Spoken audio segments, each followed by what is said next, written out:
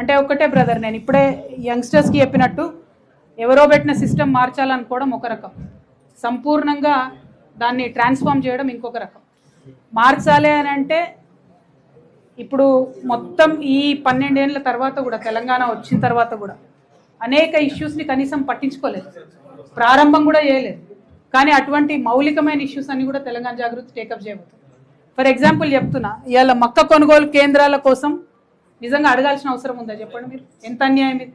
కొనుగోలు కేంద్రాలు వేయాలి అని చెప్పి అధికారులు ఇక్కడ నుండి చెప్పి పంపిన తర్వాత కూడా కనీసం ప్రభుత్వం స్పందిస్తలేదంటే ఎంత లాపర్వాయి ఉంది. అంటే ఆ యాటిట్యూడ్ మార్చాలి పార్టీలలో ఉన్నది. యాటిట్యూడ్ ఎప్పుడు మారుతుంది? ప్రజల్లో చైతన్యం వచ్చినప్పుడు మారుతుంది. డెఫినెట్గా తెలంగాణ జాగృతి మార్పు తేవాలంటే ఏదో ఆకాశంకి వెళ్ళి ఊడిపడదన్న విషయం మాకు కూడా తెలుసు. ప్రజల్ని డెఫినెట్గా చైతన్యపరుస్తాం, పార్టిసిపేటరీ డెమోక్రసీగా తెలంగాణను తీర్చిదిద్దేటటువంటి ప్రయత్నం చేస్తాం. అన్నిటికన్నా ఎక్కువ ఇప్పుడు ఒక రాజ్యాంగ రక్షణ ఉన్నటువంటి ఎస్టీల విషయం తీసుకోండి. ఫర్ ఎగ్జాంపుల్, ఎవ్రీ ఇయర్ ఇన్ని ఫండ్స్ ఇవ్వాలి అని చెప్తారు, కానీ ఎవరు కూడా ఇవ్వరు. తెలంగాణ వచ్చినాక ఒక చట్టం చేసినాం, ఎస్సీ ఎస్టీ ఫండ్స్ పక్కదారికి పట్టొద్దని. అయినా పక్కదారి పడుతూనే ఉన్నాయి, అయినా అడిగేటోళ్ళు లేరు. మైనారిటీలకు ప్రతి సంవత్సరం 2000 కోట్లు పెడతామని చెప్పినాం, పెట్టడం లేదు. అంటే రాజకీయ పార్టీలకు ఎట్లా అలవాటు అయిపోయిందంటే చెప్పి ప్రజల మమ్మల్ని అడిగేది ఉందా చేసేదా అనే పరిస్థితి వచ్చింది. కానీ ఆ పరిస్థితి వచ్చినటువంటి తెలంగాణ లాంటి చిన్న రాష్ట్రంలో కూడా ఉంటే ఎట్లా? ఈ పరిస్థితి మారాలంటే ప్రజల్లో చైతన్యం పెంచాలి. ప్రశంసించడమే కాదు, ప్రశ్నించడం నేర్చుకోవాలి.